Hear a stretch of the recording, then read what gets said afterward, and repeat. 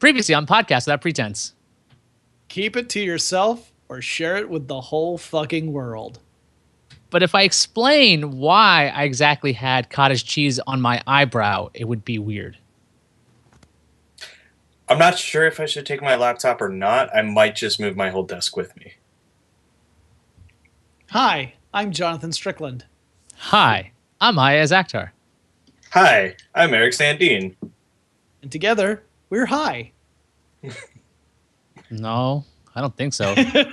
Not together. I'd be so Separately much. high. I'd be so much more relaxed. Yeah. But I'm always tense.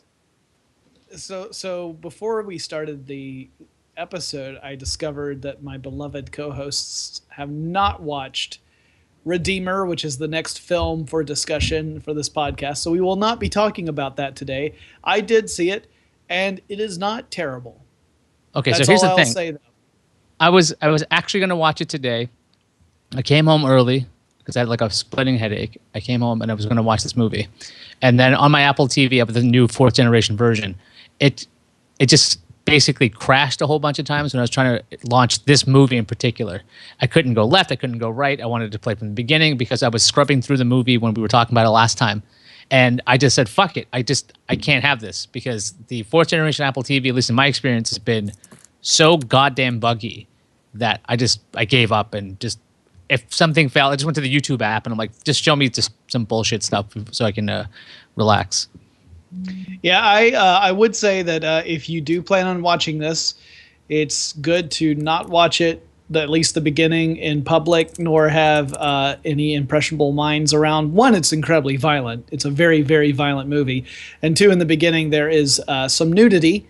So if that would make the situation awkward, you should probably not watch the movie at that time and place.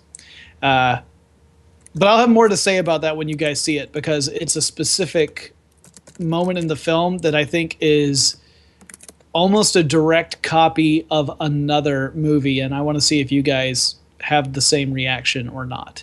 And we'll see when you guys have a chance to watch it. But also, before we started, we were talking about, because as you were mentioning that in particular the apps where you're trying to have multiple apps up at the same time on Apple TV, that also causes it to crash. Yeah, the Hulu app in particular is pretty bad. So the idea is the Apple TV now works like the phone. So you can just double click a menu button, or it's actually the home button, and you'll see the multiple apps up. So in theory, you can jump right back into a show if you've changed the apps. And it works pretty well about 50, 60% of the time. So the Apple Just Works model is fucking broken on this Apple TV as far as I can tell. You go to Hulu, you get this white screen, you got to hit back, the app crashes, you got to go back to the app switcher, throw it away, then restart it. It is seriously fucked up. Netflix, it's like, you have a connection? No connection. Connection? No connection. Connection? No connection. And it's like, let me go back to another box. You're fine. It's wired into the whole system. So the 4th generation Apple TV, waiting for an update for it to be better. For it to be usable. Yeah, the Xbox One has, at least my Xbox One, I haven't looked up to see if this is a problem with other folks or if it's just something that's happening to me. But our Netflix app seems to be a little screwy, so that if you're watching Netflix and you stop and you back out to do something else, when you go back into Netflix, now it won't launch. It just hangs up when it's supposed to be logging you in under your profile. And so you actually have to do a hard, you have to close out the app. You actually have to go through the menu system and close that app out and open it again, which really, it doesn't take any time. It's not like it ends up being like this incredibly long waiting game, but it is odd because it's been happening, I think, ever since I got the update to Xbox One, where it's got the new layout, the new user interface and everything. And I have no idea. Is this the November Windows 10 version of Xbox? Yeah. Which is fine. I mean, it moves stuff around, which is kind of irritating because just as you get accustomed to one UI, it changes, and then you're like, well, crap, now I have to hunt everything else down. I kind of hate the Xbox interface. Like, I bought mine after the Windows 10 update, so I don't even remember I don't know what it looked like before. But I don't know. I hate it. Like, it's just so clumsy. Like having to scroll down to see all of your apps when you have Yeah. like so much real estate being taken up by like crap you don't care about. That is a And problem. I mean, and there's sometimes where you can't even like they make it surprisingly difficult to find the Xbox games with gold stuff. right. Yeah. Like when it's featured, it's fine. Like when it's featured, it's right there next to your main screen when you're ready to pick something to, either you're playing a game or you're watching Netflix or you're picking some other app. And then like the window, the banner, what would be a vertical banner on a website typically will have the Xbox game with gold on it. But when that's not there, finding it is hard. Yep. Like sometimes I just go to the website on my computer and opt into it there, and it downloads to my Xbox. Yeah. No, it's true. But the reason I brought this up in the first place was talking about the multitasking. You had mentioned it, Ayaz. Now, I don't know if this is just something about me or whatever, but do you guys typically, when you're working on a computer and you've got multiple things open, do you typically have different sized windows all on the same screen? If you are working with a single screen, I mean, obviously, if you have two, you can split that up. But do you typically do that, or do you have everything in full screen and then you tab between your various applications? It depends what I'm doing. So if Yeah. if I'm writing code or something like that, Sublime Text will be full screen, and then I'll have like a terminal in a different window, and then a desktop with whatever else, Slack and chat applications and a web browser in a different window, and so I'll toggle between them quickly there, just because like if I'm focusing in on like writing something, then that'll just be full screen, and I generally don't need to leave that screen for long periods of time. Right. So it makes it easier to focus there. But if I'm not doing that and I'm doing like just general work or browsing or something like that, usually I just have different sized windows around the screen. I mean, I have two screens, but like I'll have generally whatever music I'm listening to and Slack in my, out of focus screen. So like the passive things, and then whatever I'm working on in the main screen. Yeah. Yeah, I usually go with the window. I'll have multiple windows up most of the time on either a laptop. Even if I have two screens up, I have a lot of that. Except when I'm doing either image editing or video editing, that's when I just will go into that app. And I usually have a lot of desktops, so it's not necessarily a full screen app because I mean it's really dumb to do that with Pixelmator, which is kind of like Photoshop, but it's a real cheap version. Mm-hmm. But when I do like Final Cut or I'm messing with Premiere, like that's full screen because there's really no reason to be like, well, what's going on Twitter? It's like I'm looking at a timeline. Right. It makes no sense to even have this passive activity. It's just like that's just off at that point. Interesting. Like for me, I have to have everything is full screen all the time. I've got two. What? Yeah. You're insane. I can't deal with it otherwise. I don't know what it is about my brain, but I've tried having. I don't know what it is, dude. It's like I like having as much landscape as possible for all the stuff I do. So, for example, when I'm researching, I have two screens at work. So I'll put my research on the big screen, which is to my left, and then directly in front of me is the word processing program where I'm typing in my notes or my research or typing up a blog post, whatever it might be, a script. All that's right in front of me. But if I have only a single screen, I have both up in full size and I just alt tab between the two because, and I've tried this, resizing the windows so that I have one on the left and one on the right. I can't do it. I don't know what it is about it, but I like to have my full screen dedicated to whatever it is I'm concentrating on at that moment. And I can't stand it if I don't. And that's why I was asking you. This is kind of funny because in a way this harkens back to the show that preceded Podcast Without Pretense. Uncluttercast. Yeah, so the thing with the idea of going full screen with a freaking word processor, it drives me insane because it's like, okay, you got this 16 by 9 or 16 by 10 screen, and you've got this narrow part of it that you're working in, or you can make it all, I guess, full bleed. And even then, that's weird. So you have to have the text really big for it to go all the way across the screen. So it's just like, it seems so inefficient.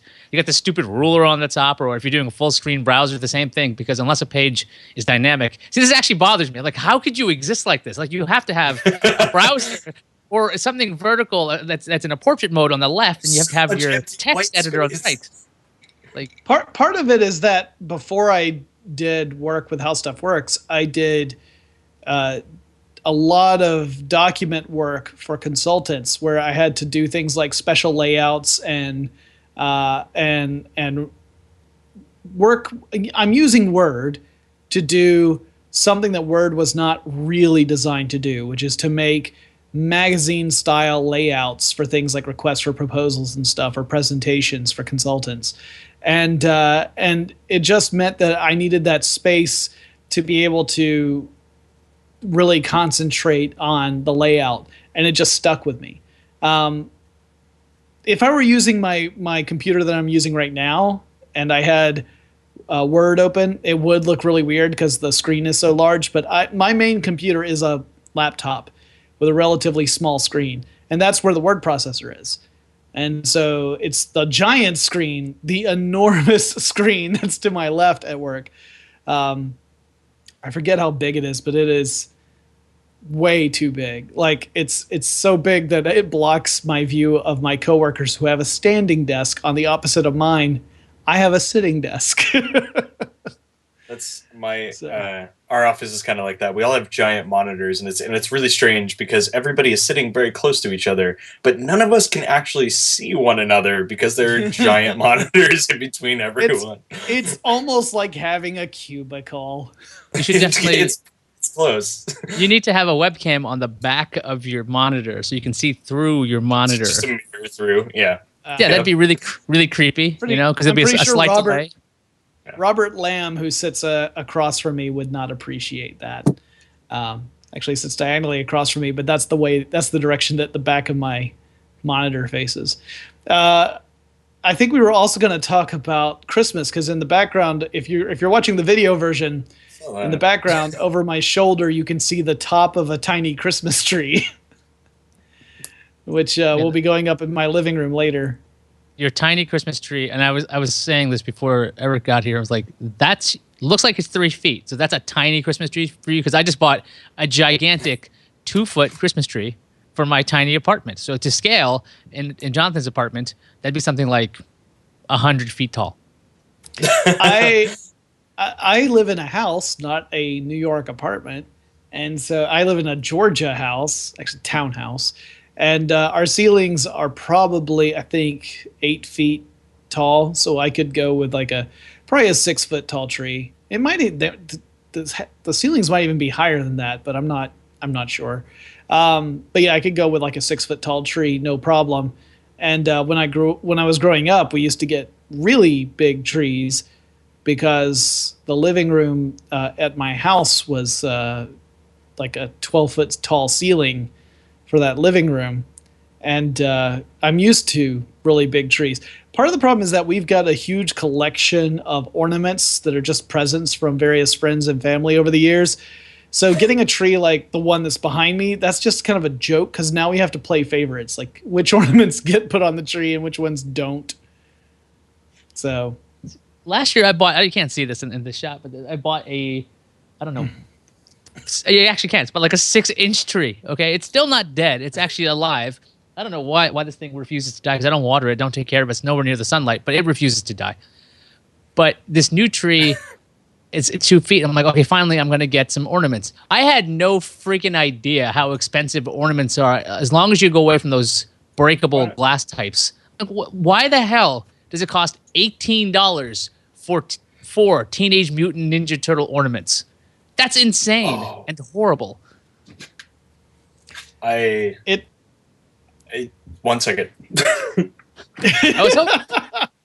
It's like, Eric is he getting his tree? Like, is it? I don't know. Up? This is great. So if you're watching the video, stay on this shot. Stay on this shot. Yeah. Don't cut away from to him. We'll go play by play on this. It's fascinating. All right, so yeah, he's definitely searching around the totes at this point. Keep in mind that it wasn't that long ago that Eric moved into his space. Yes, thanks for keeping that shot on. I take it. Yeah, no, we demanded that it stay on. We asked for it. I have a set of 4 Teenage Mutant Ninja Turtle ornaments from 1988, I think. They're still here somewhere, and they're surprisingly nice, and they've held up pretty well. They're getting a little yellow around them, but and I think the price tag was still on them. And when we bought them in whatever 88 or 89, it was like $4. Eric, are you getting a tree? I don't think we are this year because laziness. That's a valid answer. We might get a like we have a fake one that we'll probably put out, but like last year we got like a new one, and you know, a fresh tree, and and pretty much after doing it once, we're both like, well, that was great. Let's just get a fake one next year. It's a mess because you know if it's not watered properly, then and even if it is, you'll lose some needles. But if you don't water it properly, lots of needles will fall off, and you know you can get sap on stuff, and that's a pain in the butt too. I like live trees. I'm pretty sure my wife would never allow an artificial tree in this house, but I also like live trees, so I don't have an objection to that. We used to. What's that? I was going to say, I don't trust a live tree or a large tree with my dogs because I think they'll just go after it. I don't know why they would attack a tree, but I think they would. I'm pretty sure my dog's going to go after this one, so we'll see. I was going to say that So, boom. Ninja Turtle. $18 Ninja Turtle, gone. Yeah. You know, I'm a little worried about putting any ornaments on a tree that my dog can get to. But a few years ago, there's a company here in town called King of Pops. They do popsicles, gory popsicles. But they also, a couple years ago, did a weird tree thing where you could order a tree from a tree farm. They would dig the tree up, put it in an enormous pot, bring it to you, and you kept the tree, and then at the end of the season, they would come out, pick the tree back up, and go and replant it. And if you wanted to, you could even put a reservation on the same tree you had, so you could get the same tree year after year if you really wanted to. So we did this service, and it was expensive, but we were like, well, this is kind of cool because we don't have to worry about disposing of the tree, you know, dumping it in the lake in the middle of the night or something. And that was what nice. People do in Atlanta? They just dump them in lakes. We watch Godfather's a very popular film right around the holidays. Yeah. Wait, I got a question. Yeah. You said this was done by the King of Pops, a gourmet popsicle place? Yes. And they have a tree farm where they will deliver trees in pots, not pops. Did I hear all that right? That is all correct. Yes. It was odd. It was something that we thought was odd when it was happening. It was just one of those things where it was King of Pops and they had decided to, I guess, and I hesitate to use this term because everyone's going to think I was trying to make a pun on purpose, branch out and go into this sustainable Christmas tree. Trying to make a pun there. It was as I was saying it. I was like, I don't want to say it this way, but it makes the most sense. It was just this weird thing where they wanted to go into this sustainable tree. Now, to keep in mind, King of Pops, they actually, I don't know if they specifically own farmland. I think they do, but the fruits they use in the like all the plant-based stuff they use in their popsicles is organically grown here in Georgia. Like Also, I think most of it. What a marketing ploy! What a marketing ploy! All of their popsicle sticks come from dead Christmas trees. I mean, this is amazing. Right. Yeah. Every time a Christmas tree doesn't make it through the digging up and replanting process, convert it into popsicle sticks. No, but it's just one. So it's your tree. If you don't pay for it to get planted back in, they will kill this tree, make it one popsicle stick, and that's on you, Jonathan. That's when you wake up, and when you wake up in bed, you turn to your left, and on your pillow is one single popsicle stick. Going back to The Godfather. It was a weird thing that they were doing it, but we thought we would try it out. We liked it, but I think it was one of those things where ultimately the amount of work it required for them to deliver upon this service ended up being more than what they had anticipated. At least that's my guess. Either that or whomever owned the land that the Christmas trees were growing on must have changed their mind or it might have changed hands, because they haven't offered the service is gone now. I haven't seen it offered since then, which is a shame because I thought it was neat. It was a cool idea. Yeah. There has to be some startup listening to this who will actually now just do that. It seems like a thing. Christmas trees on demand. Come on. This the app's already ready to go. This is a San Francisco thing right there. Well, especially with the sustainable trees. Yeah, San Francisco and Brooklyn. Those are the two places I can think of it taking off. Although, where are you going to get the farmland around Brooklyn? Well, no, you just have to bring it in, right? Like you could get it from upstate. There's like drive. A lot of people forget that New York, like there's this part where millions of people are, and then there's this rest of it, this giant piece of land that just sits there, like very sparsely populated. It's really expensive to buy land there. I guess so, but it's just tree farming. It's not like it's true. Yeah, not like you're building on it. So I'm sure that there's a way to do it. As I think my tree's from China, so if the tree can come from China, what? Right? Is it a plastic tree? It's an artificial tree. I didn't actually import a tree. I'm not fucking crazy. I'm about trees. That is. I got a ginkgo tree from China.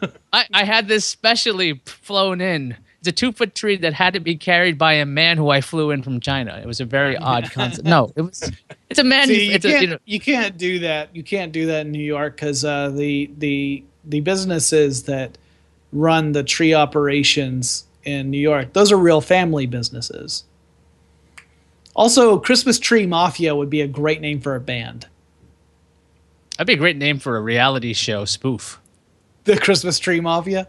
Yeah, like the idea that people would muscle in on this. Like, okay, you can't have this, or like they're knocking over menorahs and they're getting hit for hate crimes. They're not about hate crimes. They're just this is a nice nativity scene. This is a nice nativity scene you got here. It'd be a shame if someone, I don't know, burned it down. And then they're constantly dealing with these hanger-ons who are like, they're just like the ornament dealers and the tree toppers. They won't deal with the tree toppers because those fuckers are always trying to mess with their product. Vinny, you know Vinny. Well, now he sleeps with the Jesus fishes. There's some kind of sap on here. I just don't have it. I don't have it. Oh, man. This is what happens when we don't have a movie to talk about. That's okay. We don't have a movie, but we've done this show, I think, 8 weeks in a row now or something crazy. Yeah, that's kind of, it's almost like we're really a weekly podcast. We're marching to episode 150, where we will watch a horrible movie. Again. Well, hey, all right. Let me ask you this. I attempted to watch a film, did not get very far in it. Have either of you tried to watch Dead Silence? I don't know it. No. It's a horror movie that's on Netflix. You'll know it if you see the little image pop up. Ventriloquist dummy. I think Liz and I tried to watch this.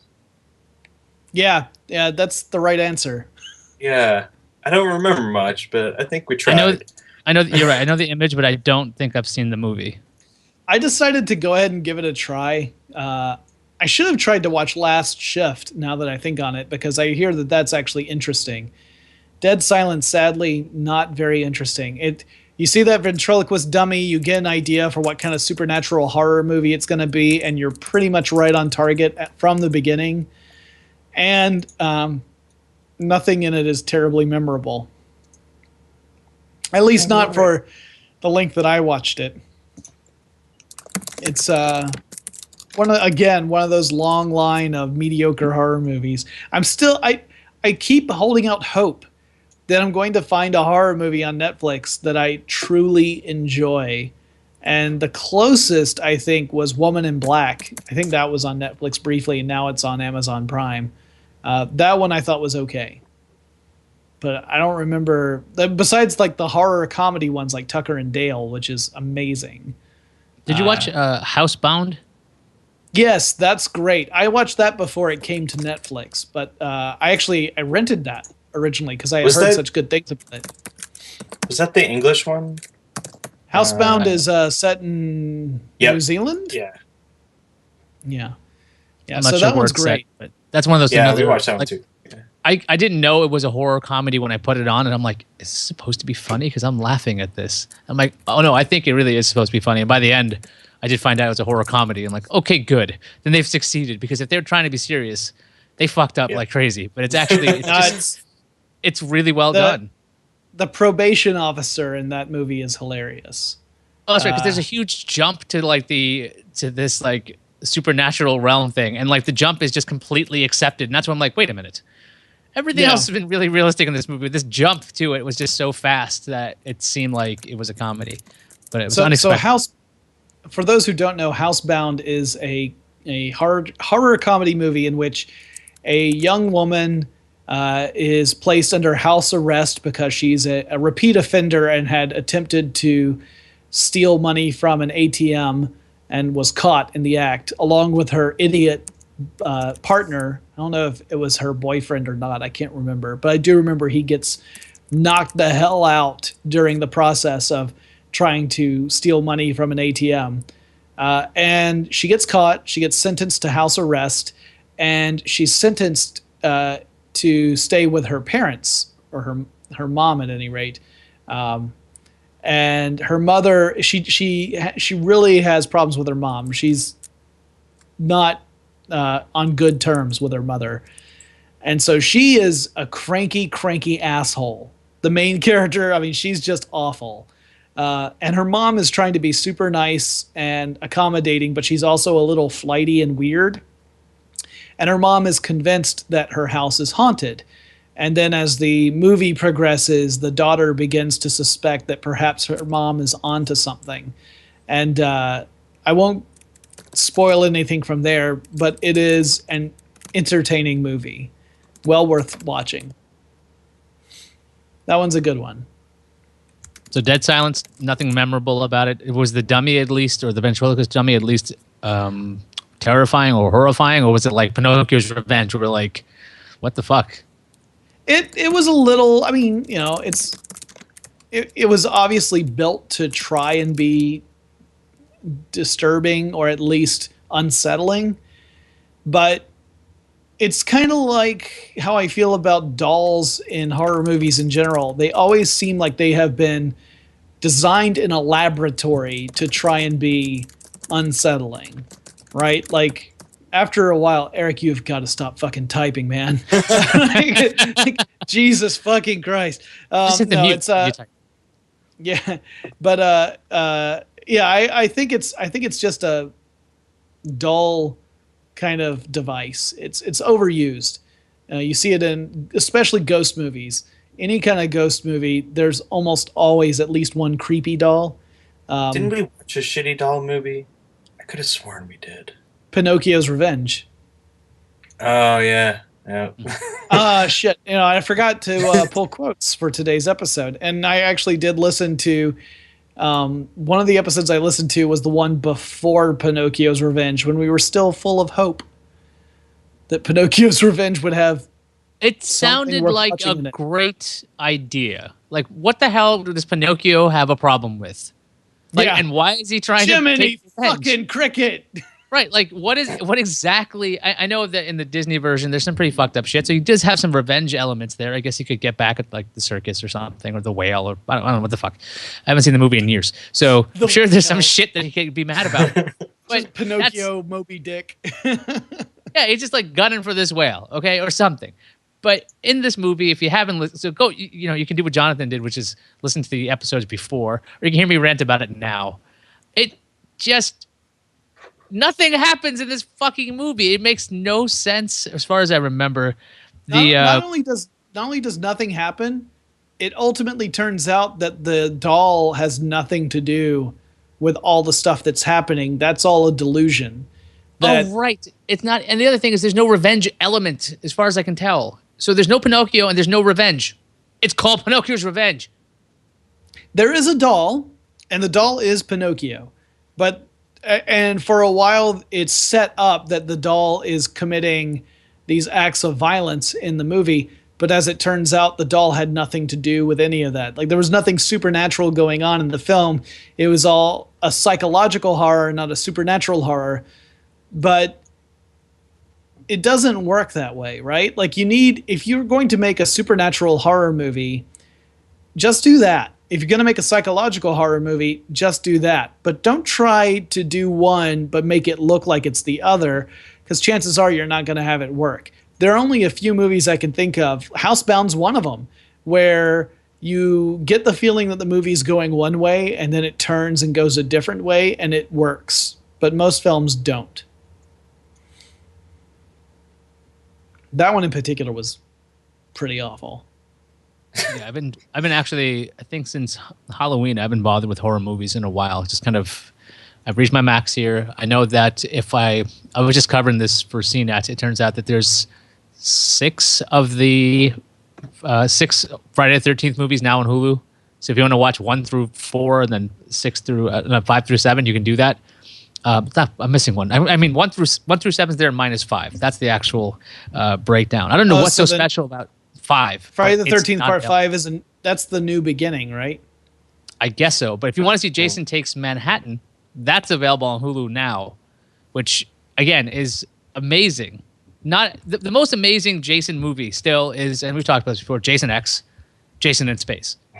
That is just a phenomenal, terrible movie. Just unbelievable, especially with the upgrade in the mask, which that's not available anywhere as far as I know. Might be worth.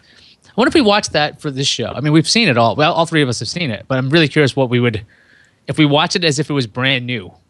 The last time I saw it was when I was a teenager, I guess. I remember watching it when it came on cable. So it's been a long time since I've seen it. I do remember that I thought it was terrible, and that's the one. 8 is what you're talking about, right? Not 10. Whichever one's in space. Well, no, actually, 10 is space. 10 is space. Yeah, so it's Jason X. 10 would have been. Yeah, that would have been a little bit later. For some reason I was still stuck on 8. 8 is terrible because it's called Jason Takes Manhattan, but 90% of the movie takes place on a boat, and the 10% that doesn't takes place in like Vancouver, but but it's supposed to be Manhattan. No, I wouldn't mind watching Jason 10 again. I think that's a fantastic movie. Yeah. Oh, speaking of which, Mystery Science Theater with Felicia Day and Patton Oswalt. Yep. Amazing things. It's going to be amazing. It's interesting because this is the first time they're going to have an all-new cast for MST3K. Like, no returning characters or actors playing regular roles will be featured. So the robots are voiced by different people. The host is new. The mad scientist and henchmen are new. So there are no returning characters as a regular at all, which is, as far as I know, has never been. Well, I know it hasn't been done with Mystery Science Theater, but they have, like, all the different characters on MST3K, all the different roles have been played by different actors throughout the full run, but it's never been where you've had such a huge cast change from one version to the next. So, for example, there have been 2 Tom Servos, there have been 2 Crow robots. You've got Joel and Mike. You had 2 different henchmen. There was one before TV's Frank. And then you had Dr. Forrester, and then you had Pearl Forrester. And then technically you had 2 other new henchmen because you had Brain Guy and Bobo. So, because I was telling a friend of mine about this, and my friend was saying, well, that's not cool that they're changing the cast. And I pointed out, like, well, every single character has either there's been a different character in that role or there's been a different actor playing that character. It's just this is the first time that we get all of it at once instead of piecemeal. Is there like a large gap between the last, I guess, iteration of Mystery Science Theater and this new one? Because I thought most of the people that were on that moved over to Riff Tracks, and what's the other one that exists that's similar? Cinematic Titanic. Yeah. So this show's been gone for a long time, hasn't it? Oh yeah. No, it's been. Let's see when the last time it was on the air. It went. what, 2007? Even 2007 sounds late to me. That's still a long time ago. Even that would be 8 years ago. 1993 to 1999. So 2007 was just when it had been named one of the 100 best TV shows of all time. Yeah, 1999 is when it went off the air. Yeah, it's going to be hard to get angry about it's not continuing properly. It's like it's been gone for a long time, maybe. Well, and Joel Hodgson, who's the guy who, he created it. He was Joel on the original MST3K. He's the guy who launched the Kickstarter to get MST3K back in some form. He said that he wants to see if he can get lots of the original cast to come back and play little parts in various episodes.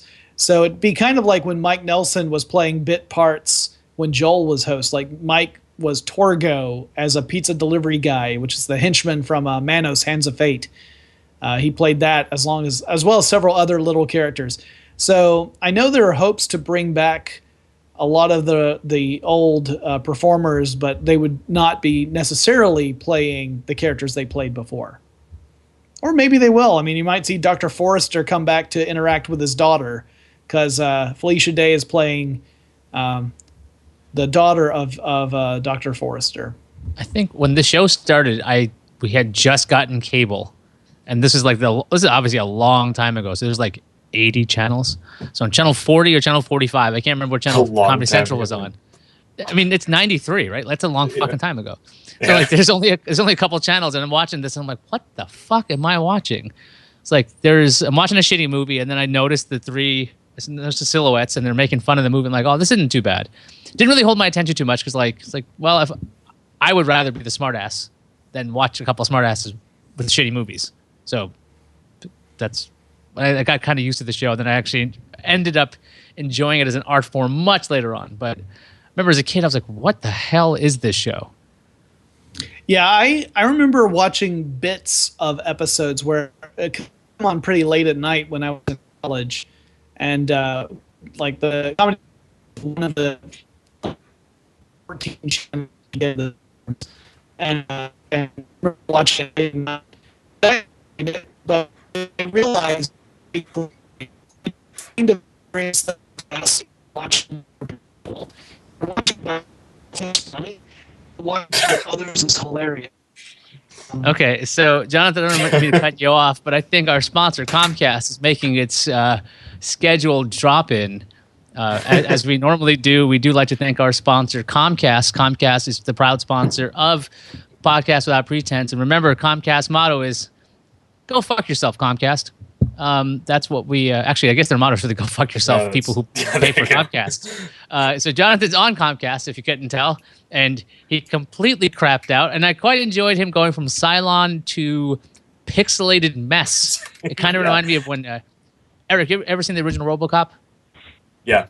Yep. Remember, like when they melt the dude with the toxic waste? Oh yeah. That was the equivalent of the pixelization that just happened. So if you just listen to the audio, if you remember RoboCop, I have no other frame of reference, maybe Toxic Avenger. But it was quite disturbing to watch Jonathan melt. He did end up looking like Toxic Avenger somewhere. Some point between pure pixelation and his medium pixelation. There was Toxic Avenger. The worst part is I could hear you the whole time.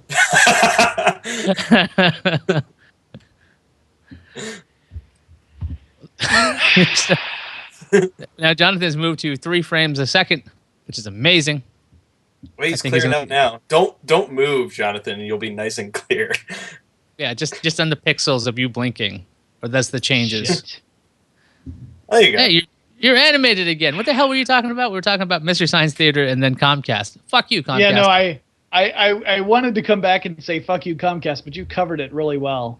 Yeah, no, I was just saying that I realized that MST3K is something best watched in a group rather than by yourself.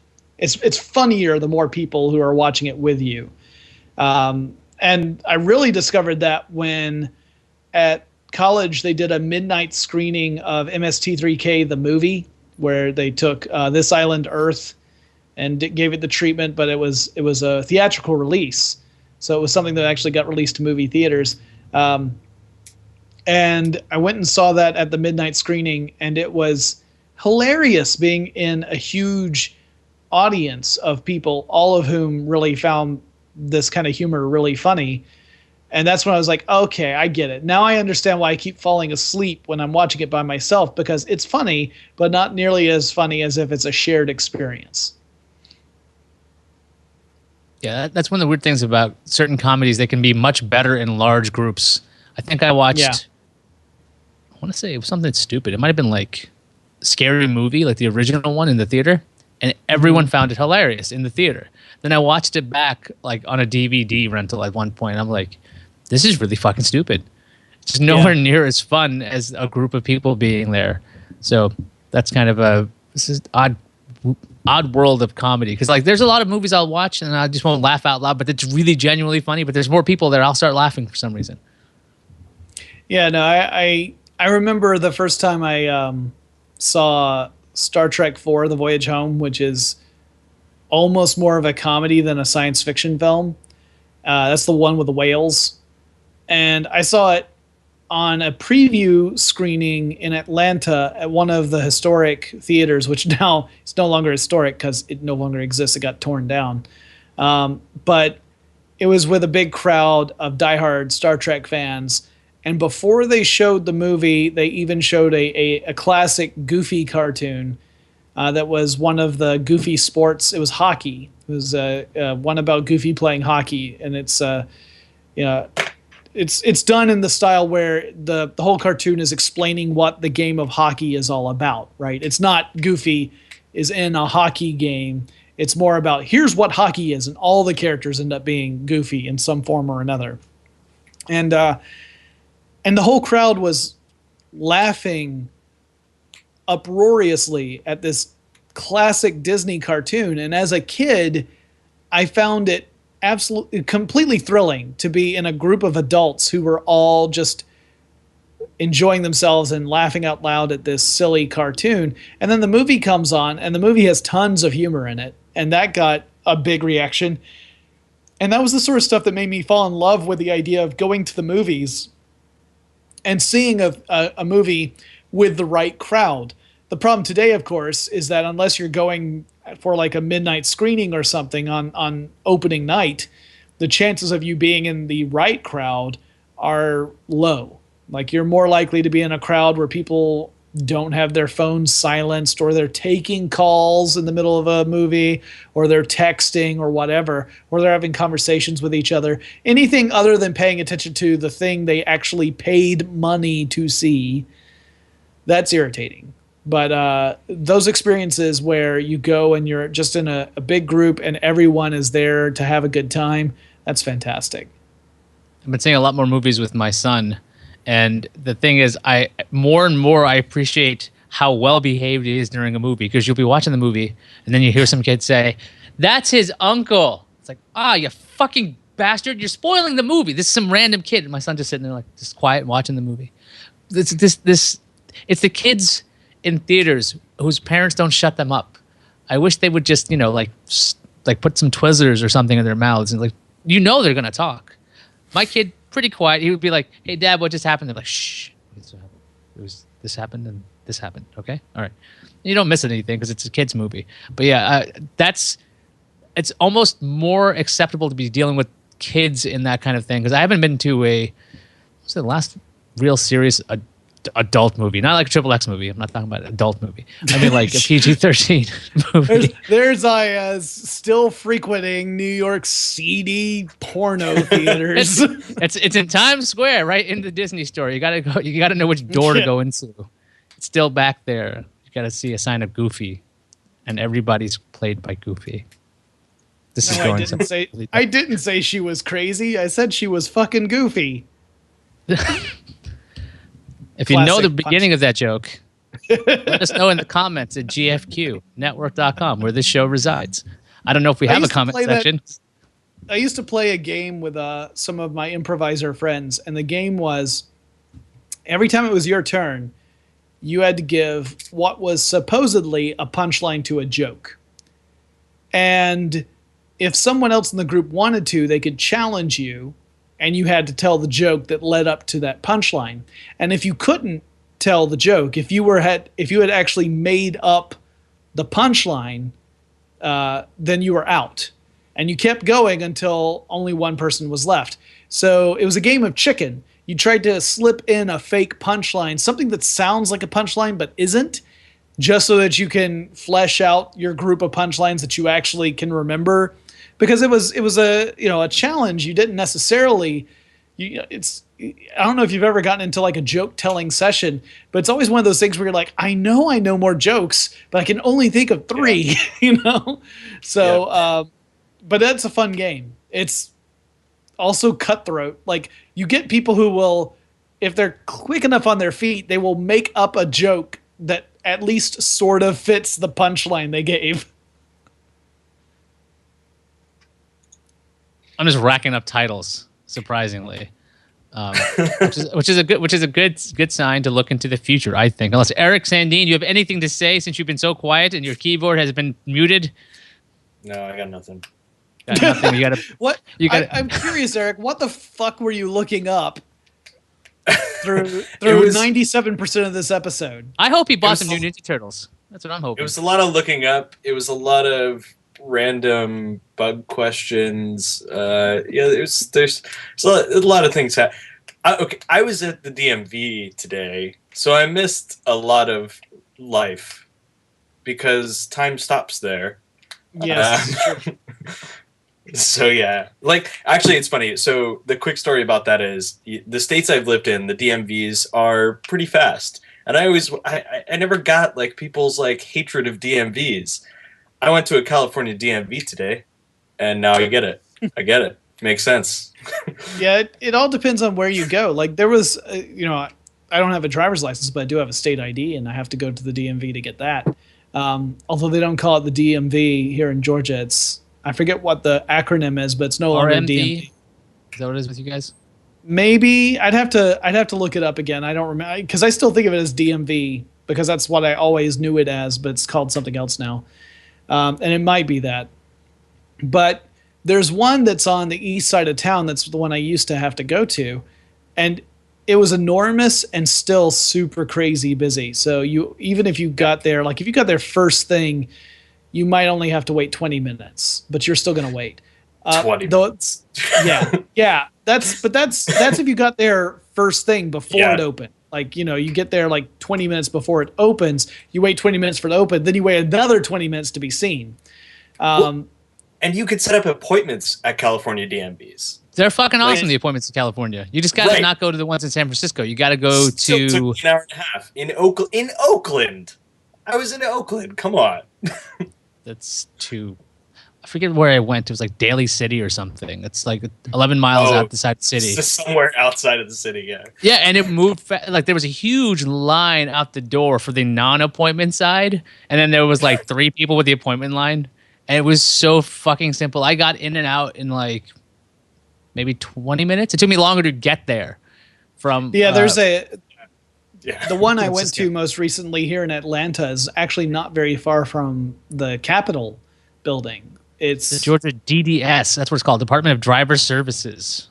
DDS, which makes me think of dentists. Yeah. But now the one I went to was very close to where the Georgia Capitol building is, and it was incredibly efficient. I mean, they had multiple kiosks, well, not kiosks, desks open, and they had a very efficient numbering system. And I mean, like, I had maybe sat down for 2 minutes before my number got called. So I go and I get my number, I go sit down, and within 2 minutes I'm up being seen, which was fantastic. Also, the other trick is to go like what you did, Eric, go in the middle of the week, which tends to be the slowest time, but it didn't help you, obviously. Nope. Middle of the week. No. You know what's nice about the middle of the week is that when you do an appointment like in the middle of the day, in the middle of the week, when you see that mass of humanity that's there, you see why they are there in the middle of the week, in the middle of the day. That might be very classist and elitist, but that's just calling how I see it, okay? Because I'm like, oh, that's why you're here at 11 o'clock on a Wednesday. Okay. This is So, like on days when I work from home and I occasionally decide to go out someplace, like even though I'm just walking the dog, and I see how much traffic is going down the street in like 11 and more in the morning or whatever, I can't help but think like, God damn it, is everyone teleworking or are they all out of work? What the heck? Where are these? Why don't these people have jobs? That was actually that was my ride home was the most annoying part of all of it. Because the highway was backed up at like 2 o'clock in the afternoon for some reason. Everybody's driving home in Oakland, and then what I didn't realize until today was my ride home from that direction goes by 2 schools, and apparently the schools get out at 2 o'clock. And like when the schools get out, they like straight up just close down the roads, because there's just lines of people, and I didn't know there was a school, so I'm sitting there going, why is no one moving? What is going on right now? yeah, So that added another 25 minutes.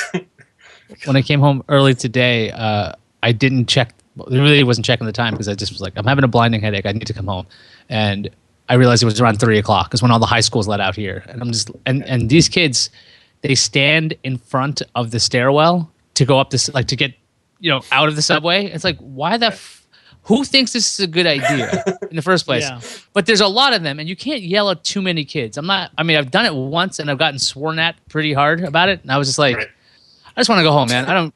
I don't really care. But getting sworn at and being called the N-word was kind of neat. I'm like, huh. Okay, that was new. I'm gonna go home now, but you shouldn't be sitting on the stairwell because that's a bad place to be. I think that's what I said to the kid. I'm like, you shouldn't be sitting there. People need to go up the stairs. That's exactly how angry I was. So that's pretty angry. I was sitting in front of like a grade school, like contemplating honking my horn because I didn't know why this guy was parked. But I noticed that there were lots of kids around, and I'm like, I don't want to honk my horn. It's really loud, so I'll just wait.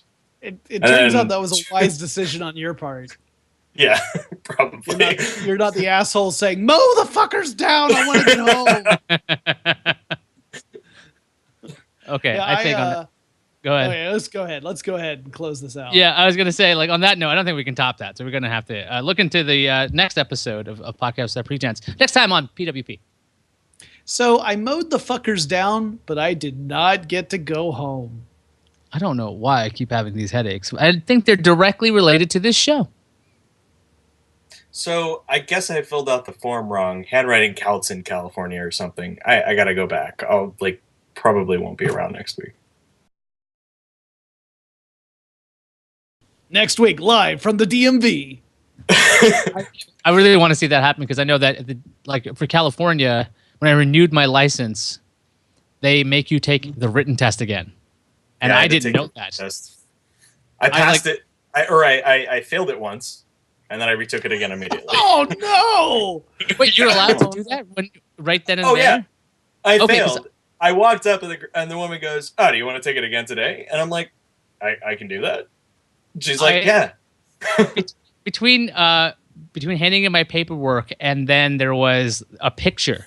They're like, okay, we'll take your picture. They go, oh, by the way, there's a written test. And I'm like, you're kidding. For renewal? They're like, no, we're not kidding. You have to take a written test. It's a new thing. I'm like, okay. For a California renewal? Yeah. That's crazy. Yeah, I was coming with an out-of-state license. Yeah. No, it was I just had my license. It was expiring, and I already moved. So I'm like, I have to renew this thing so I could do this thing. So I'm looking at my phone between like this line. I'm learning the California stuff as I'm waiting 15 minutes, and I'm like, oh, fuck, I'm going to fail this test. And then they have these touch screens. Yep. Did you take tests on touch screens? It's a really nice thing. Tells you when you fail, when you don't fail. I got one question wrong. But before I took the test, the lady's like, oh, come back here when you pass the test. I mean, if you pass the test. I'm like, okay. Thanks, lady. Jeez. Pass the test. I mean, I don't think she was. I really wish this were on the show. I mean, the funny thing is that I know what questions I missed, and it was because I was in a rush and didn't read the poorly worded questions correctly. How like long my favorite does it take to get the alcohol from one beer out of your system? 24 hours. one of the questions that I loved, which I was talking about with one of the guys I work with, was which apparently appears on everybody's test somehow. Because I took it twice, it appeared on both. It appeared on his and 3 other people I work with on theirs, which is, what is it illegal? What is it? If you leave an animal carcass or something on the side of the road. Oh, yeah. I had that what question. What is like the maximal penalty or something? Apparently it's on everybody's test. So apparently in California, people are literally just riding around the highways throwing animals out of fucking cars all the fucking time because it's on everyone's test. The question I got wrong was... It's amazing the state flag doesn't just have roadkill on it. Well, it's got a bear on it. It could just... I know it has a bear on it. They've cleaned off the tire tracks on the bear. You know how I know it has a bear on it? I play Fallout. Yep. That's one way to know. They have the new California Republic in that. The question I got wrong was, what is the maximum amount of time you're allowed to leave a child in the car? And I was like... Oh, wow. It's no time. Like, right. So the thing is, one said 5 minutes, and one said no allowable time. Another one said, and then the other one's like, if there's a 16-year-old in the car with them or something like that. If there's a person 12 years old or older, you can leave them in the car. And then another answer. And I was like, well, it must be like, it can't be 0 because that would be impossible. Like, I put I leave the car and the kid is in there because I still have to take him out, but I can't teleport. I'm pretty sure I got that one wrong the first time. So I thought it was like, I thought it was like 10 seconds or something, and that was wrong. It was like indefinite as long as there's a 16-year-old with them or 12-year-old. It's like, okay, I never thought of that. So it means that whenever you take a younger than 12-year-old kid with you, you need to kidnap a 12-year-old or older person to stay in the car in order for you to have enough time to get out of the car and get your kid out of the car without breaking the law. Exactly. That's what that question definitely implies you should do in the case of being by yourself with somebody under 12. That's what should happen, especially with the kid. If you have to stop with the kid. I have to tell you, in Georgia, at least, well, I mean, it's been a long time since I've had to take the driver's test because I took it when I got a learner's permit when I was 15. That was a very long time ago, but there were no questions that were remotely similar to those. The hardest one I remember seeing was, what is the speed limit if it's not otherwise marked? Like, what is your in like residential or yeah. Like if you're going through a rural part of Georgia and there are no speed limit signs, what is the speed limit? And 35. That was the one. What's that? 35. I guess if it's rural, it's probably high. Yeah. It's either 30 or 35, actually. Yeah, if it's unmarked. Because, but I don't remember. It may be. I think I remember guessing 35, but I can't remember if that's right or not. It might be 30. But again, that was when I was 15. That was a very long time ago. The test may be significantly different today. I remember that one, and I remember the one about how long does it take for the alcohol in one beer to work its way out of your system. Those are the two questions I remember being there. We have to keep all of this in with the fake ending. Yeah, this has to go out in the podcast. So here are the titles I have. Starting from the beginning: why the Apple TV sucks, why the Xbox One sucks, Windows, why Jonathan hates Windows, full screen Windows for Jonathan drives IS crazy, how tall are the ceilings, kill those trees, bring them in, 1-2 tree, zombie tree.